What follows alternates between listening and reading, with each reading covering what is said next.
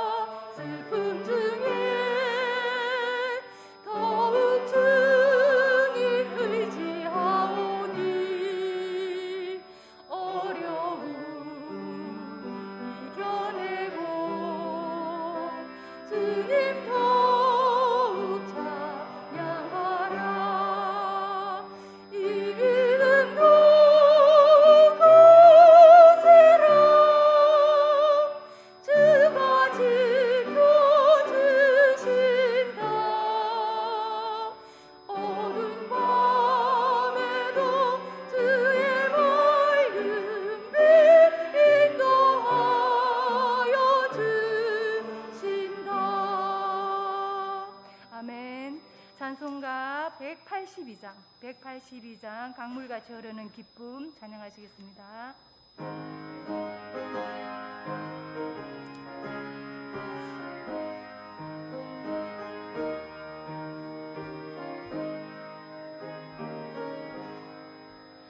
강물같이 흐르는 기쁨 성령 담임함이라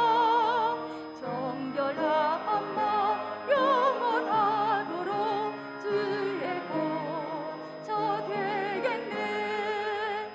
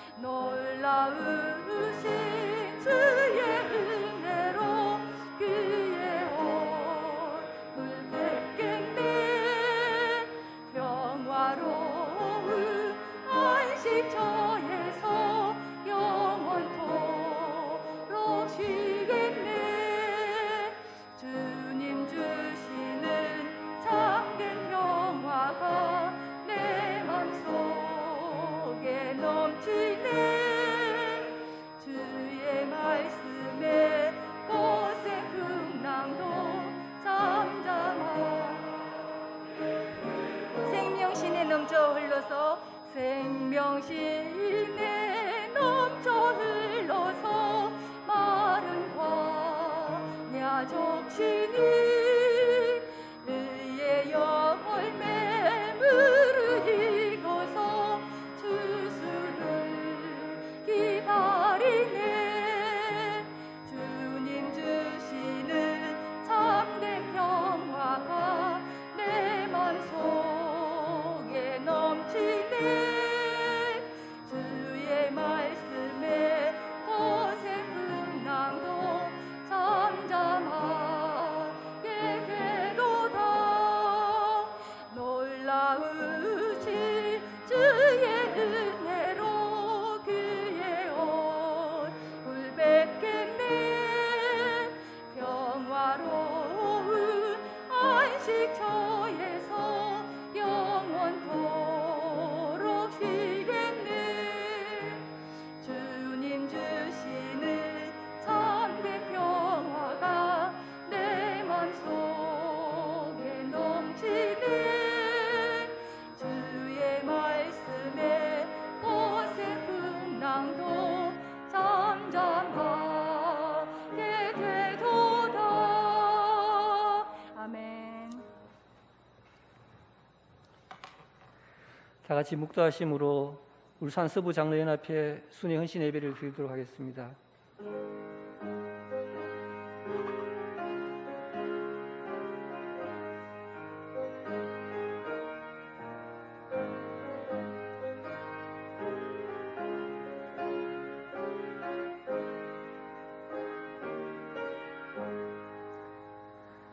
사람이 마땅히 우리를 그리스도의 일꾼이요 하나님의 비밀을 맡은 자로 여길지어다. 그리고 맡은 자들에게는 구할 것은 충성이니라. 하나님, 울산 서부 장로연합회 헌신 예배를 올려드리오니 기쁘게 받아주시옵소서. 예수님의 이름으로 기도드립니다. 찬송가 539장 하겠습니다.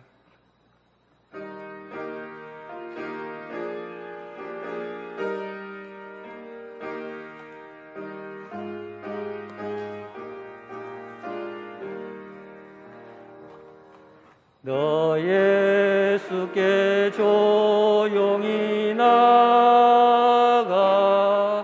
내 모든 짐 내려놓고 주 십자가 사랑을 믿어 죄사함을 너 받으라.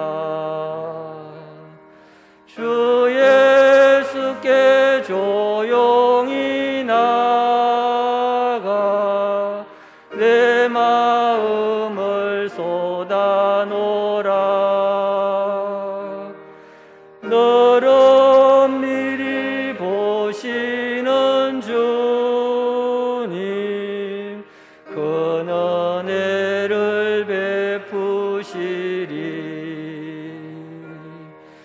주 예수의 은혜를 입어 내 슬픔이 없어지리. 내 이웃을 널 사랑하여 너 받은 것 그저 주라.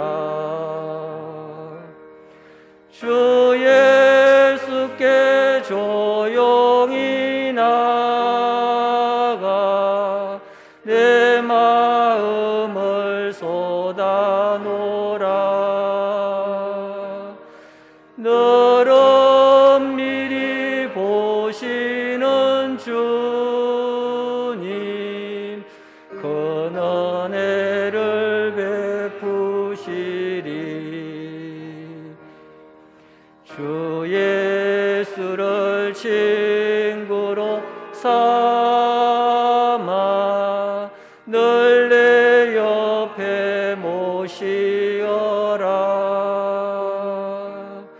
그 영원한 생명새 물에 내 마른 목 죽이어라.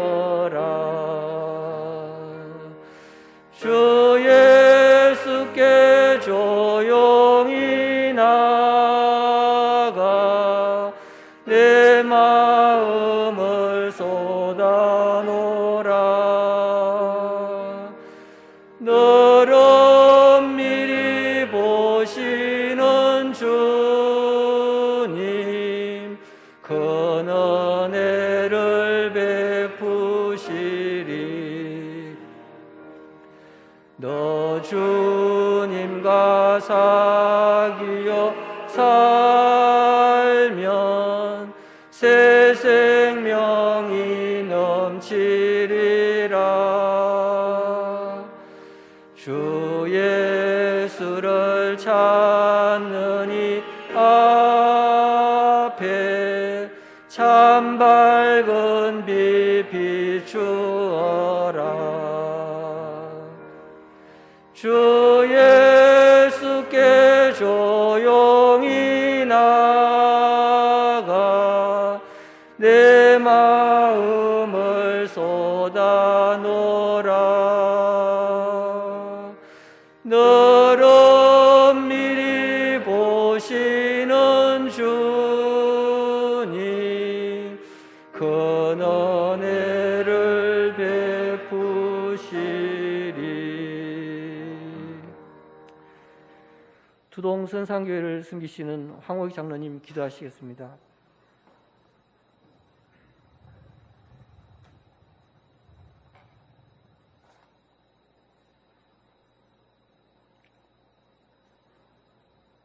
우리와 함께 하시는 좋으신 우리 아버지 하나님, 은혜와 사랑을 감사하나이다.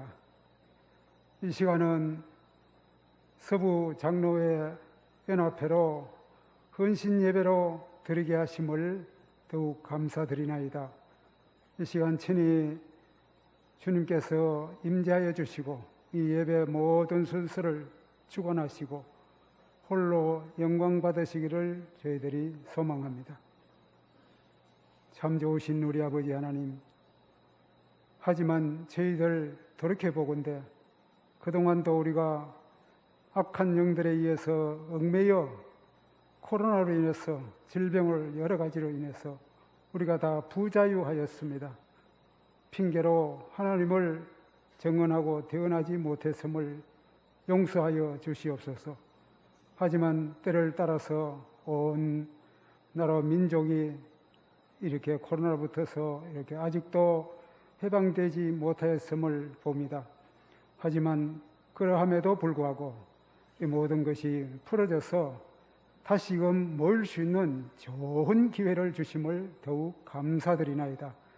오늘도 사랑하는 권속들이 몸된 교회에서 오전에 예배를 드리고 이 시간도 함께 모여서 다시금 하나님의 말씀을 저희들이 사모하여 이 자리에 모였습니다. 우리 하나님께서 변인덕 목사님을 통해서 말씀하시고자 하는 그 말씀이 아버지여 심령 골수를 쪼갤 수 남을 수 있는 성령님의 도우심을 힘입게 하시고 우리 모두가 그 말씀을 마음속 기품에 받고 또 아버지는 이것이 표현되어 나타나서 하나님의 일을 감당하는 데 부족함이 없도록 도와주시기를 간절히 소망합니다. 와서 하나님이 행하신 것을 보라고 말씀하신 주님, 우리가 먼저 앞서가지 않도록 도우시고 언제나 주님에게 무엇이든지 구하여서 얻지 못함이 없게 하시고 그 얻은 것을 통해서 30배, 60배, 100배의 결실을 얻어 하나님께는 영광이요 세상 사람들에게는 빛의 사역을 감당해 나갈 수 있는 능력도 덧입혀 주시옵소서. 오늘 귀한 말씀 우리 모두가 겸허히 받고 감사하며 기뻐하며 즐거운 우리 심령들이 되어져서 하나님이 홀로 영광 받으시는 이 시간 되게 하여 주시옵소서. 혹시 미참한 심령들 어디에 있든지 같은 은혜로 덧입혀 주실 줄 믿사옵고 우리를 구원하신 주 예수 그리스도의 이름으로 감사하며 간절히 기도하옵나이다. 아멘.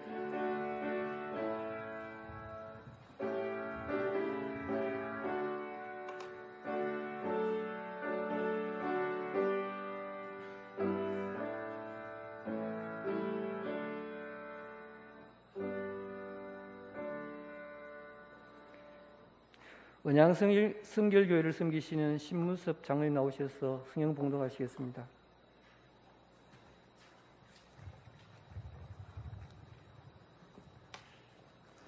오늘 하나님의 말씀은 갈라디아서 4장 1절에서 11절까지입니다.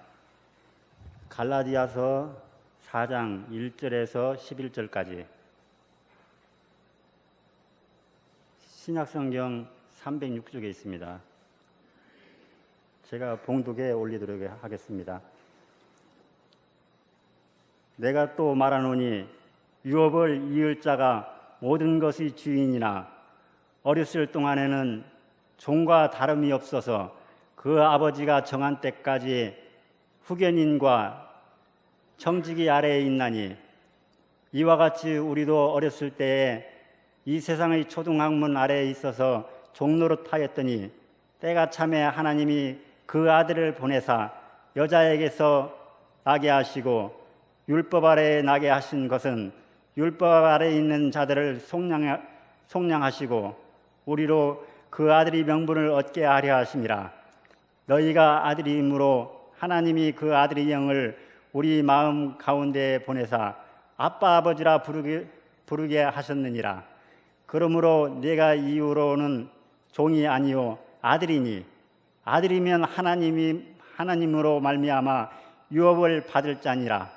그러나 너희가 그때에는 하나님을 알지 못하여 본질상 하나님이 아닌 자들에게 종노릇하였더니 이제는 너희가 하나님을 알 뿐 아니라 더욱이 하나님이 아신 바 되었거늘 어찌하여 다시 약하고 천박한 초등학문으로 돌아가서 다시 그들에게 종노릇하려 하느냐. 너희가 날과 달과 절기와 해를 삼가 지키니 내가 너희를 위하여 수고한 것이 헛될까 두려워하노라. 아멘.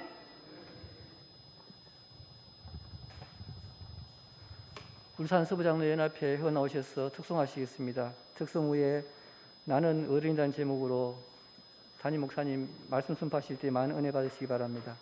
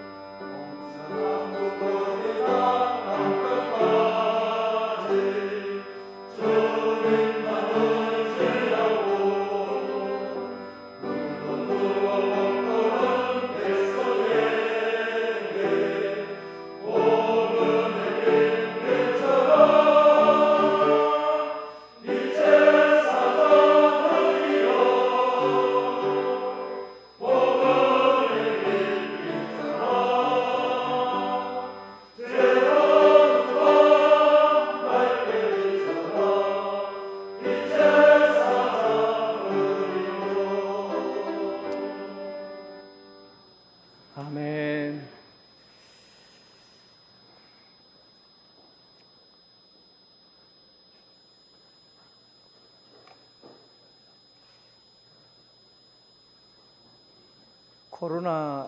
코로나 이전에는 우리 서부 장로회 장로님들이 모두 이쪽 지역에 사는 장로님들이 한 달에 한 번씩인가요? 한 달에 한 번씩 지역에 있는 교회, 언양부터 해서 저쪽 서부 지역에 있는 소울산 지역에 있는 교회들을 방문하고 함께 헌신하며 예배드리는 시간이 자주 있었습니다. 그때는 이 지역에서 장로님으로 교회를 섬기고 헌신해 오셨던 분들이 누구인가 하고 얼굴을 다 보면 알 수가 있었거든요.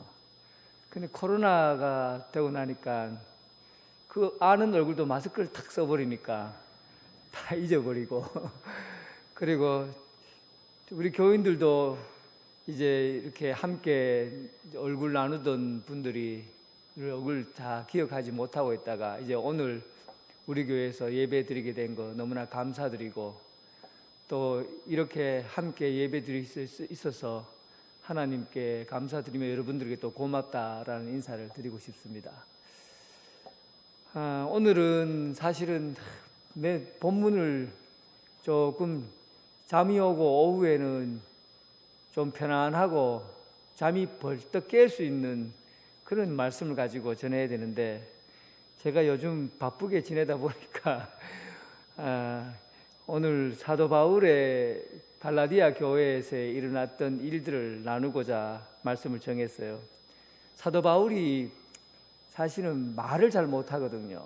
또 설교는 굉장히 논리적이고 딱딱합니다. 그래서 사도 바울이 설교할 때 졸다가 죽은 사람도 있어요.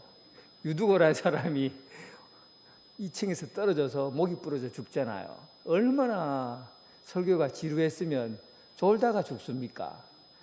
그만큼 사도 바울이 글은 너무 잘 쓰고 말씀도 논리적이고 또 복음에 대한 이해가 세계의 어떤 사람들보다도 더 과학적이고 현실적이고 또 잘 짜여진 말씀인데 말을 잘 못했어요.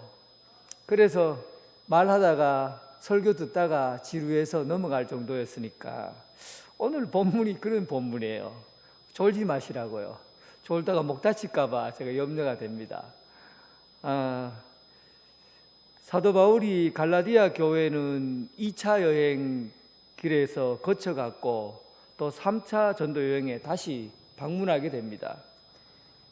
이곳에는 이 이방인들이 대부분 갈라디아는 유대인들은 소수였고 대부분 다 이방인들이 모여서 교회를 유지하고 있었어요. 그런데 갈라디아 교회에서 가장 중심되는 문제가 뭐였냐면 거짓 선생들이라고 말하는 유대인들 중에서 예수를 믿는 사람이었어요. 유대인들 중에서 예수를 믿는데 열심히 특심인지라 그들이 생각하기는 이렇게 생각한 거예요. 사람이 예수를 믿어도 율법을 먼저 믿어야 그리고 제대로 된 신앙생활을 할 수 있고 또 예수를 잘 믿는 사람이 된다 이렇게 평가를 하는 거죠. 그러니까 율법을 믿어야 된다. 또 한 가지는 할례를 받아야 된다 이렇게 주장하는 겁니다. 그러니까 잘 믿으려고 하니까 뭐든지 다 갖다 붙이면은 더 좋은 믿음이 되는 것처럼 그 신앙의 지나친 열심, 바르게 믿지 않고 지나치게 열심인 것도 문제가 될 수 있어요. 신앙생활을 바르게 하지 않고 바르게 믿지 않고 지나치게 열심만 가지고 하다 보니까 무엇이 옳은지를 판단을 못한 겁니다. 이런 때 사도 바울이 이 율법과 그리고 복음과의 관계를 명확하게 설명해 주는 말씀이거든요. 특히 사도 바울은 예수님께서 사용하신 유비라고 하는데, 유비, 이 사물의 특성들을 잘 따져서 비슷하게 그 성질과 내용들을 만들어내는 것을 유비라고 합니다. 예를 들면 내 마음은 바다와 같다. 변인덕 목사의 마음은 바다와 같다. 유비가 되는 것 같습니까? 이게 성질이 비슷하면 돼요. 그러니까 이걸 유비라고 합니다.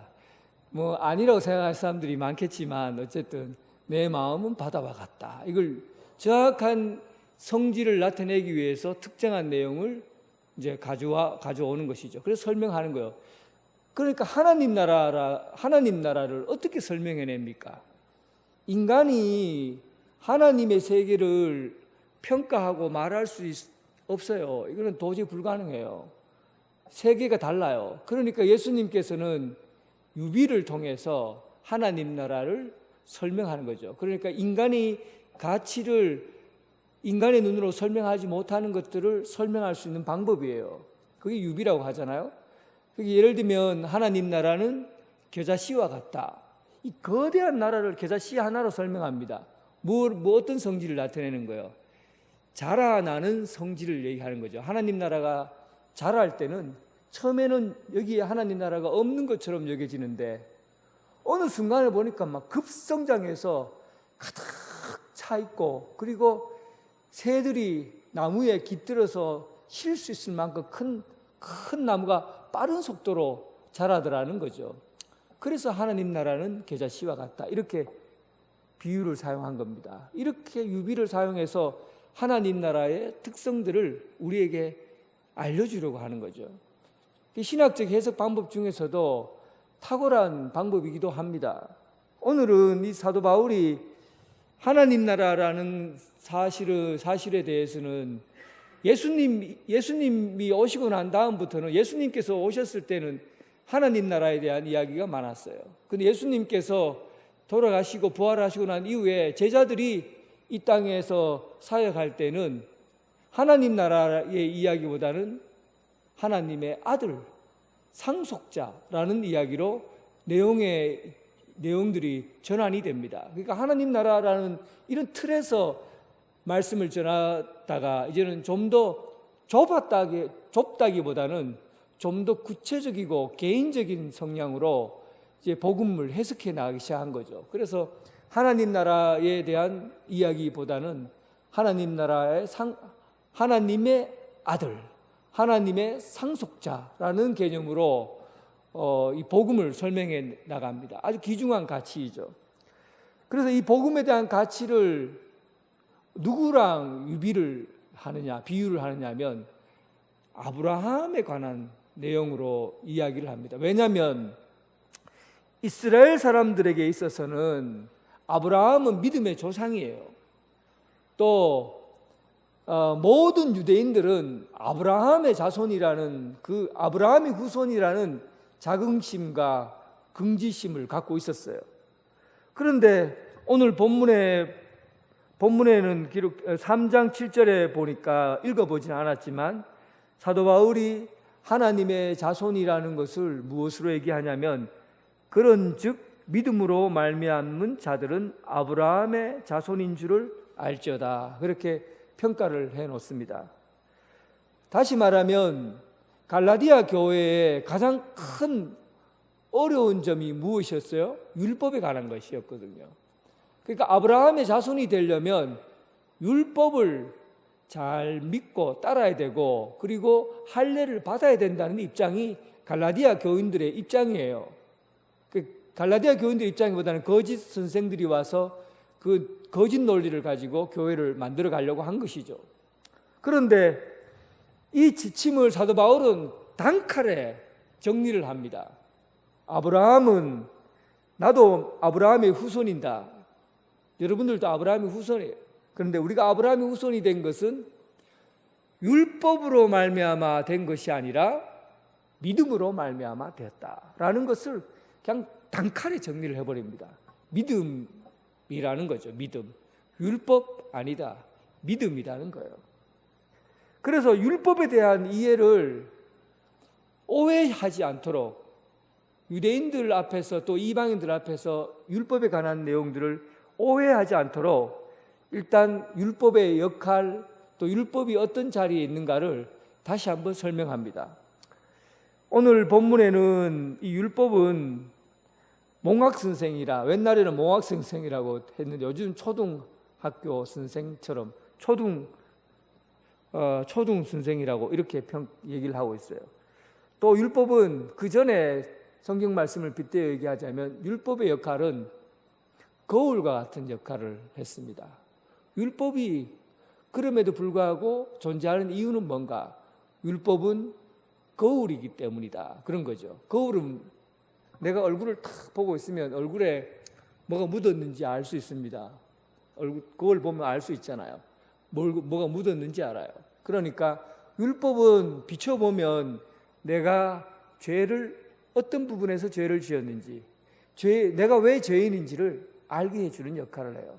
율법은 언제나 내가 어떤 부분에서 죄를 지었다라는 것을 정확하게 알게 하는 그런 역할을 하는 거죠. 거울과 같은 역할이죠. 그리고 율법은 감시자 역할을 합니다.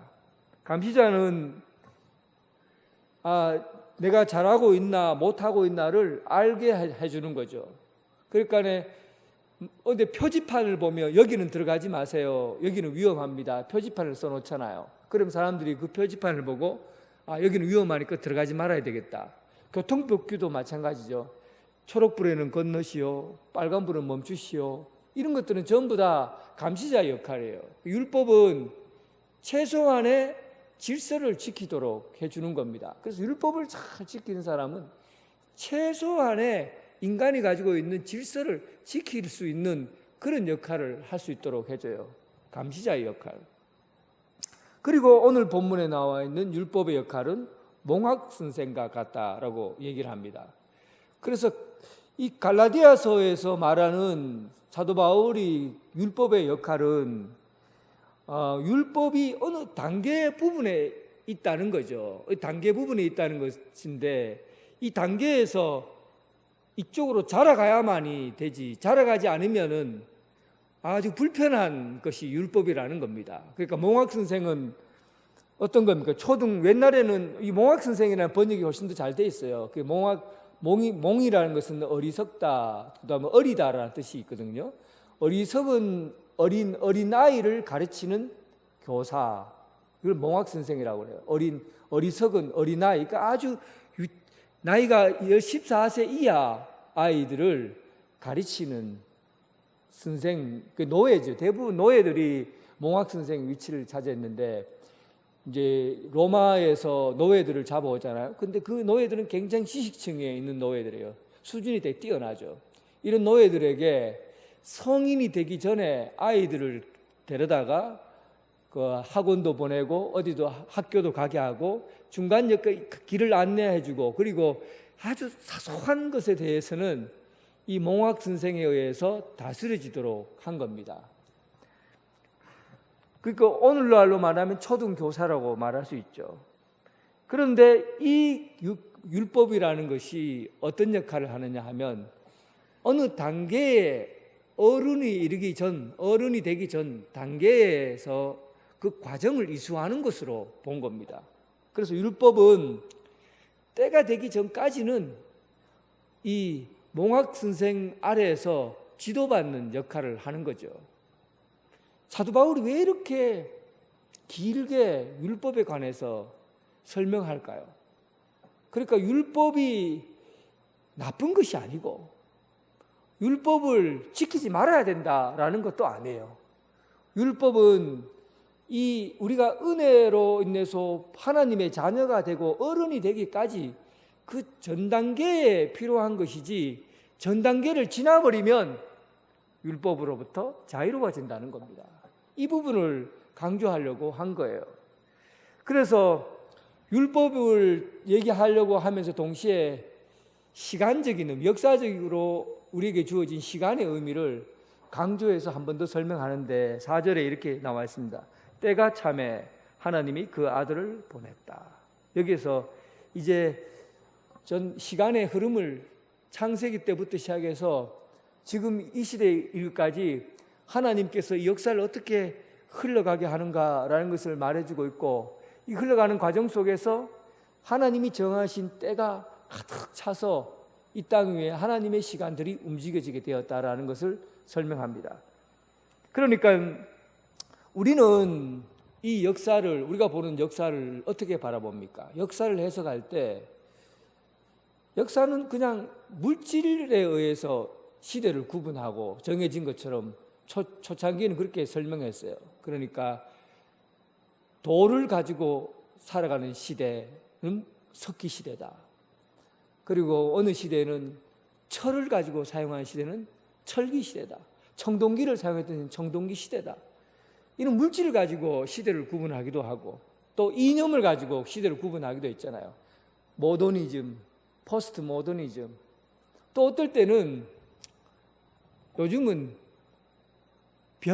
전염병을 가지고 시대를 구분하기도 합니다. 코로나 이전의 시대, 코로나 이후의 시대, 코로나 시대.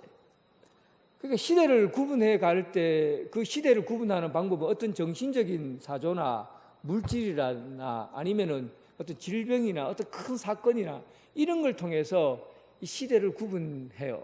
그런데 성경은 그 때와 시간을 무엇으로 구분하느냐 하면 하나님의 섭리에 의해서 이 시대가 구분이 됩니다. 그래서 오늘 본문에는 그 때를 구분하고 있어요. 그 때는 뭐냐 하면 율법의 시대와 그리고 은혜의 시대로 구분을 합니다. 율법의 시대와 은혜의 시대. 그러니까 예수님이 오기 전에는 율법의 시대였어요. 율법의 시대는 인간의 죄를 고발하죠. 인간의 죄를 감시하죠. 인간이 하나님의 말씀대로 살고 있나 그렇지 않느냐 감시하죠. 하나님의 뜻대로 사는가 그렇지 않는가를 감시하죠. 이렇게 해서 율법에 의해서 다스려지는 시대가 지금까지 와왔습니다. 그런데 때가 찬 거죠. 어떤 때입니까? 하나님이 그 아들을 보내사 여자에게 나게 하시고, 율법 아래 나게 하신 것은 율법으로 보아도 죄가 없으신 분이라는 것을 알게 하려는 것이다. 예수님께서 율법 아래 나셨지만 여자에게서 나셨지만 율법에 의해서 통제받고 율법에 의해서 죄 있으신 분으로 오신 것이 아니라 율법을 넘어서는 분, 그리고 율법 안에서 죄인으로 죽을 수밖에 없는 사람들을 율법에 의해서 죄에서부터 속량하게 해주신 분, 이로 인해서 예수님이 오시게 되었고 예수님으로부터 이 시대가 변화가 오기 시작한 겁니다. 이제는 옛날에는 율법의 시대라고 했지만 지금은 은혜의 시대로 바뀌게 된 겁니다. 그래서 참으로 지금은 율법을 받을 때가 아니라 은혜를 받을 때라고 말합니다. 고린도후서 6장 2절에 보면 이르시되 내가 은혜 베풀 때 너희에게 듣고 구원의 날을 너를 도왔다 하셨으니 보라 지금은 은혜 받을 만한 때요 보라 지금은 구원의 날이로다. 이제 우리 시대를 물질로 평가하거나 어떤 정신적인 사조로 평가하거나 전염병을 가지고 시대를 구분하는 것이 아니라 이 시대는 내가 율법에 속한 자로서 살아왔는가 아니면 은혜에 속한 자로 살아가는 자인가로 결정한다는 겁니다. 율법의 시대에 사는 사람들은 아직도 상속을 받지 못한 미성년자와 같은 사람들이에요. 그래서 사실은 그때 시대에 살아본 아브라함이나 모세나 다윗이나 엘리야나 그때 시대에 살았던 사람들보다도 율법의 지배를 받았던 사람들보다도 시대적으로 살기는 지금이 더 나은 시대입니다. 왜냐하면 그때 당시에 예언자들이 있었고 특별히 뛰어난 사람들이 있었지만 그 시대는 율법의 지배 아래 살아왔거든요. 그런데 지금은 시대가 확 바뀌어 버렸어요. 이제는 율법의 통치 아래에서 미성년자로 사는 것이 아니라 이제는 하나님의 자녀로서 복음으로 예수 그리스도를 믿음으로 말미암아 하나님의 자녀, 이제는 성숙한 어른으로서 자리를 차지하게 되었기 때문에 시대가 바뀐 거예요. 과거에 누리지 못한 것들을 이제는 누릴 수 있게 된 것입니다. 오늘 본문에는 무엇을 누릴 수 있게 되었냐 하니까 하나님 아버지를 아빠라 부르게 되었다. 하나님을 아빠라 부르게 되었다. 그렇게 말하고 있어요. 여러분, 우리는 하나님 아버지 또는 하나님 아빠라고 부르는 것을 조금 그게 대단한 일인가 이렇게 생각하겠지만 유대인들에게서는 하나님 아버지, 하나님 아빠라 부르면 사형이에요. 그거는 그 자리에서 죽어요. 그만큼 부를 수 없는 이름입니다. 그들은 하나님의 자녀가 아니라 하나님의 백성이라는 것에 관점을 갖고 있지, 하나님의 자녀는 이건 신의 아들이기 때문에 있을 수 없는 일입니다. 그래서 그들이 하나님 이름을 부를 때 뭐라고 부릅니까? 야훼라고 불러요. 야훼. 야훼, YHWH. 에흐에 아세르 에흐에. 히브리어로 에흐에 아세르 에흐에라는 말은 아무런 뜻이 없어요. 야훼라는 말이. 그래서 성경을 읽다가도 에흐에 아세르 에흐에라고 나오면은 성경을 필사하는 사람들도 야훼라는 말이 나오면 그 자리에서 한자 쓰고는 목욕하고 나서, 그리고 하나님 앞에 경건해야 된다고 목욕하고 나서 다시금 글을 쓰다가 또 야훼라는 말이 나오면 야훼라는 말을 쓰고 다시 목욕하고 와서 글을 옮깁니다. 그 정도로 표현하기도 어려울 뿐만 아니라 말 붙이기도 어려운 분, 하나님이라고 직접 이름 부르기도 어려운 이기 때문에 그냥 아도나이, 주님이라고 부르고 야훼라고 불렀어요. 그런 하나님에게 아빠라는 것은 이건 있을 수 없는 일입니다. 율법의 시대의 사람들은, 율법 백성들은 하나님을 아빠로 부르지 않고 우리는 하나님의 백성이다 이렇게 했죠. 하나님은 왕이시요 우리는 하나님의 백성입니다. 하나님 우리를 통치하시고 다스립니다 라고 했어요. 그런데 지금 이 시대, 은혜의 시대가 되고 나니까 우리는 하나님을 아버지라, 아빠라, 하나님께서 우리에게 주신 상속의 내용들을 그대로 받는 상속자로서의, 하나님의 백성으로서가 아니라 상속자로서의 권위를 가진 사람으로 우리를 불러지게 됐다는 겁니다. 그래서 7절, 그러므로 내가 이후로는 종이 아니요 하나님의 아들이며 하나님으로 말미암아 유업을 받을 자니라. 여러분, 그래서 우리가 이 시대를 구분하자면 우리는 미성년자가 아니라 우리는 어른인 겁니다. 어른인 거예요. 어른은 여러분 중요한 겁니다. 어른은 시대를 변화시켜 가고 시대의 잘못된 부분을 고쳐나가고 시대의 길의 역할을 하는 사람들이 어른이에요. 우리가 이 시대를 두고 이렇게 말합니다. 이 시대는 어른이 없어요. 정치 세계에도 어른이 없어요. 그러니까 이 나라가 길을 못 찾는 거예요. 이런 말을 해요. 그런데 말은 맞는 얘기죠. 이 시대는 어른이 없어요. 그런데 진짜 어른은 복음에서 찾아야 되죠. 시대를 변화시키고 바꾸는 것은 복음 외에는 이 세계를 바꿀 수 있는 게 없습니다.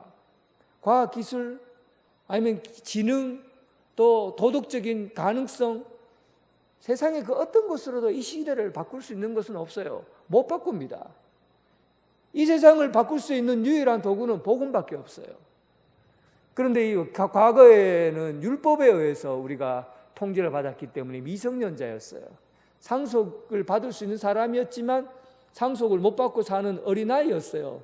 몽학 선생이 지배를 받았어요. 그런데 예수님께서 오심으로 말미암아 우리가 하나님의 은혜를 충분히 받게 되고 그 은혜로 우리가 이제는 갑자기 어른이 된 거예요. 하나님의 그 놀라운 고귀하고 귀한 값어치들을 상속받는 하나님의 자녀가 된 것이죠. 이런 어른이 되었기 때문에 사도 바울이 이제 갈라디아 교회에 마지막으로 아주 칼침을 하나 탁 놓습니다. 이제 이 얘기를 하려고 사실 사도 바울이 얘기한 거예요. 너희들이 이제 어른이 아니냐. 복음으로 말미암아 이제 성숙한 사람이 되었고 시대를 볼 수 있는 눈도 있고 사람 이 세상을 바꾸어 나갈 수 있는 그런 자리에 있지 않느냐.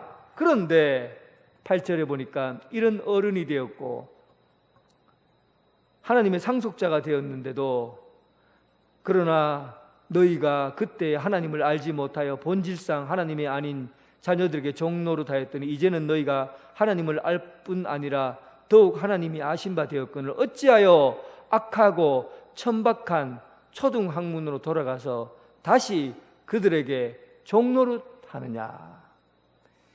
여러분, 신앙은 어른으로서의 삶을 유지해 나가는 거예요.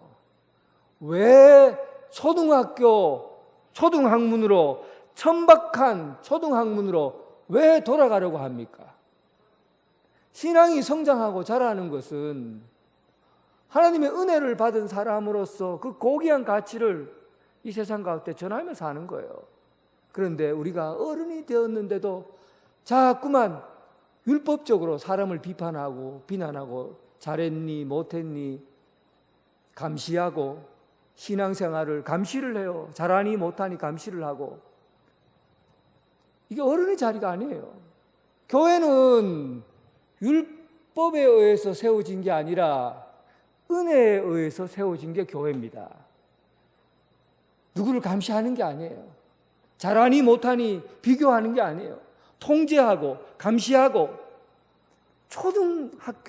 초등학문으로 천박한 초등학문으로 돌아가려는 행위이죠. 신앙의 진보를 이루어갈 수 있는 여러분 되시기 바랍니다. 여러분들이 이 시대의 어른들이에요. 세상을 바꿀 수 있는 어른들입니다. 복음으로 말미암아 세상이 바뀌어 나가요. 사회적으로 볼 때 이런 일이 일어납니다. 복음으로 이 세상을 바꾸어 나가지 않으면 어떤 일이 일어나느냐 하면 이 시대가 미신에 빠지게 됩니다. 10절 너희가 날과 달과 절기와 해를 삼가 지키니 날과 달과 절기와 해는 우상숭배를 얘기하고 미신을 얘기하는 거예요. 그러니까 복음을 제대로 알지 못하니까 복음으로 살지 못하니까 은혜로 살지 않으니까 미신에 빠지는 거예요. 요즘 아이들에게 있어서 미신이 뭡니까?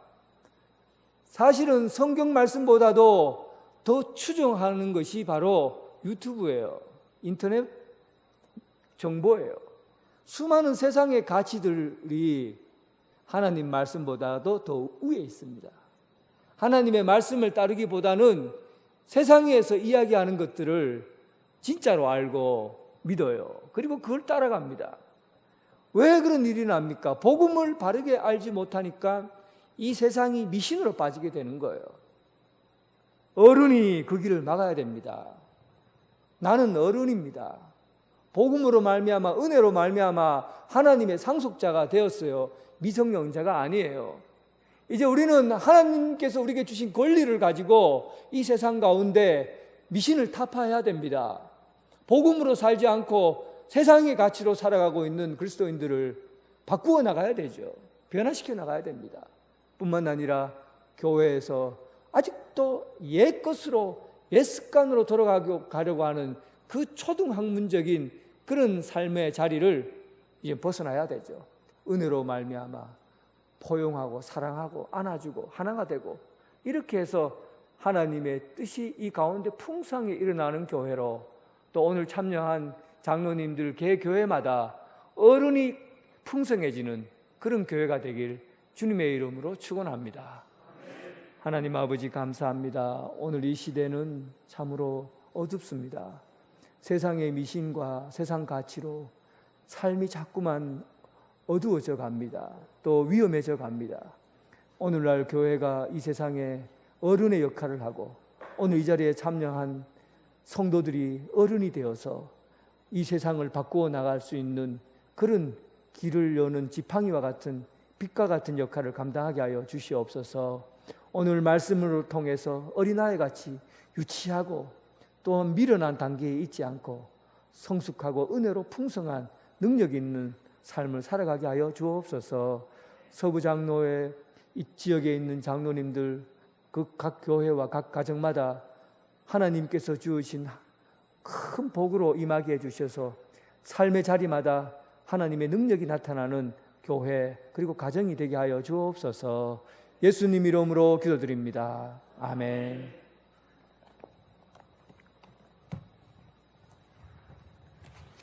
귀한 말씀 감사드립니다. 찬송가 51장 하면서 봉헌 드리겠습니다.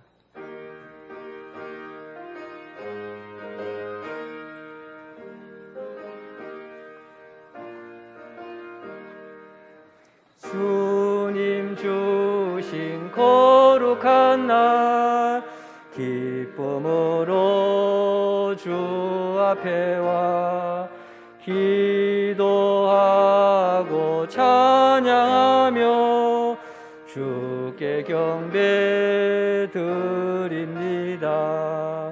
내게 주신 귀한 물질 하나님께 드리오니 기뻐 받을 제물로서 연락되게 하옵소서.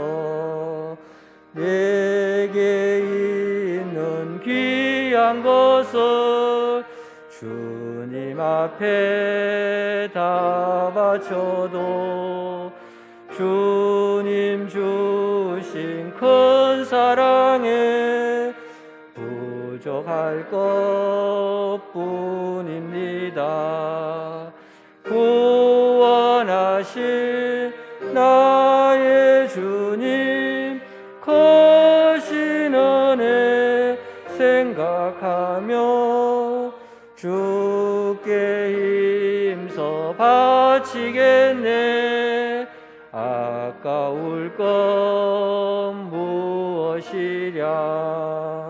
내가 받은 모든 것은 하나님의 선물이니 마음과 뜻 다하여서 겸손하게 드립니다. 주님 기뻐 받으시니 바치는 나 즐겁도다. 복의 근은 하나님께 영원토록 감사하리. 아멘. 예, 전업교회를 섬기시는 김승하 장로 나오셔서 봉헌기도 하시겠습니다.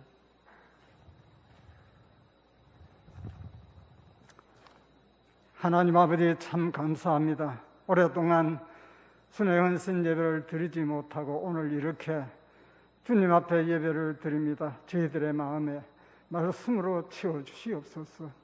아버지 하나님이시여 지금까지 살아온 것도 아버지 주님의 은혜입니다. 앞으로 살아갈 날도 주님께서 주관하여 주시옵소서. 주님의 말씀 보고 듣고 깨닫고 말씀대로 살게 해 주시옵소서. 앞 시간도 귀한 목사님을 통하여 귀한 말씀 받았습니다. 아버지 마음속에 생명의 양식을 잘 간직하게 해 주시옵소서. 아버지 하나님이여 이 시간 또한 주님 앞에 예물을 드렸습니다. 드린 손길 위에 주님께서 축복해 주시옵고 이 예물이 세지는 곳에 주님의 크신 은혜만 충만케 해 주시옵고 아버지 하나님이시여 선교 사업의 복음의 씨앗이 되게 해 주시옵소서. 아버지 하나님이시여 은장 제일교회를 주님께서 붙들어 주시옵소서. 이 지역의 방주의 역할을 잘 감당하게 해 주시옵고 이 지역을 통하여서 주님이시여 많은 사람들이 주의 교회를 찾게 해 주시옵소서. 아버지 하나님이시여 오늘도 은혜 가운데 살게 해 주시옵고 악기를 선하게 인도하여 주시옵소서. 이 모든 말씀 예수님의 이름으로 기도드려 사옵나이다. 아멘. 전업교회 섬기시는 승우 장로 나오셔서 광고하시겠습니다.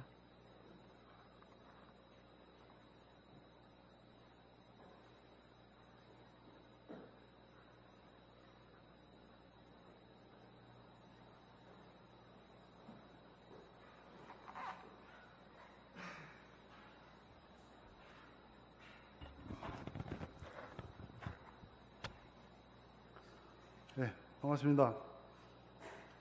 코로나 감염에 대해서 그동안 서부장로연합회가 순원 헌신 예배를 언양제일교회에서 드리게 됨을 하나님께 감사를 드립니다. 장소를 허락하신 목사님과 당회 그리고 성도님들께 감사를 드립니다. 다과를 제일교회에서 준비했다고 합니다. 한 분도 빠짐없이 참석하셔서 즐거운 교제 시간 되시기를 바랍니다. 준비한 여전대에게도 감사를 드립니다. 다음번 그 순회하신 예배는 전업교에서 드리는데 8월 셋째 주 2시 반에 예배를 드립니다. 참고하시기 바랍니다. 이상입니다.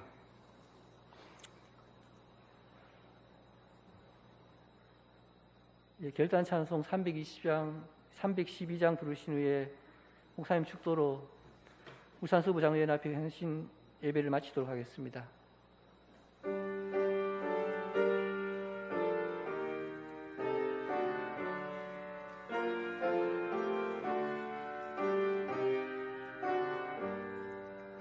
너 하나님께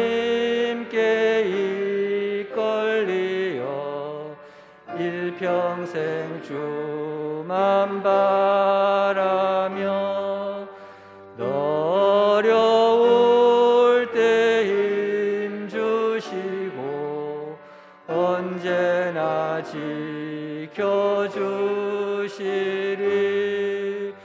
주 크신 사랑 믿는 자 그 반석 위에 서리라. 너 설레는 맘 가다듬고 희망 중 기다리면서 은혜로신 주의 뜻과 사랑에 만족하여라. 우리를 불러주신 주 마음에 소원하신다. 주 찬양하고 기도하며 내 본분 임서다라. 주 약속하신 모든 은혜 내게서 이루어지리라. 참되고 의지하는 자 주께서 기억하시리.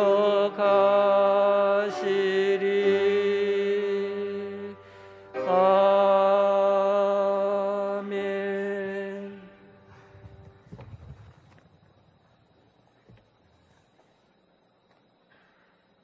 이제는 예수 그리스도의 은혜와 극진하신 하나님의 사랑과 성령님의 교통하심이 율법의 미성년자로서의 삶을 이제 뒤로 하고 앞으로 복음으로 받아들여서 어른으로서 이 시대를 변화시키고 시켜나가고 또한 가정을 변화시키고 또 교회를 바꾸어 나가는 그 일에 선각자 역할을 하기 위해 모인 이 자리에 있는 성도들과 또 각 교회를 섬기고 있는 서부장로연합회 장로님들 그리고 그 가정과 교회 위에 지금부터 영원토록 함께 하시기를 간절히 축원하옵나이다. 아멘.